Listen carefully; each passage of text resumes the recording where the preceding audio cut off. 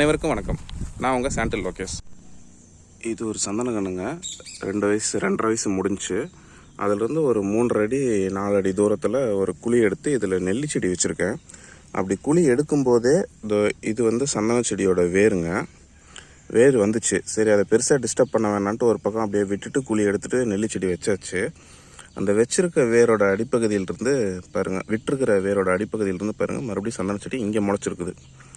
இது என்னென்னா, சந்தன செடியோட வேர் வந்து காற்றுல படும்போது கொஞ்ச நாளில் அந்த சந்தன வேர்லேருந்து புது செடி முளைக்குது. இங்கே நல்லா பார்த்தீங்கன்னாலே தெரியும். வந்து வேர் இங்கே வந்திருக்கு. இந்த இடத்துல மண்ணுக்குள்ளே போயிருக்கு. இதனோட ஹைட் வந்து மண்ணோட மேல் பகுதியிலேருந்து தரப்பகுதிக்கு, அந்த வேர் இருக்கிற பகுதிக்கு வந்து ஒரு 6 சென்டிமீட்டர் 7 சென்டிமீட்டர் தான் இருக்கும். அவ்வளோதான், இவ்வளோதான் ஆளுங்க. இவ்வளோ தூரத்தில் வேர் ட்ராவல் ஆகுது. அது பிஞ்சு போச்சு, அது காற்றுல படுது அப்படின்னா அதுலேருந்து புது செடி முளைக்குதுங்க. இது இன்னொரு எடுத்துக்காட்டு. இங்கே வந்து ஒரு பெரிய செடி இருக்குது.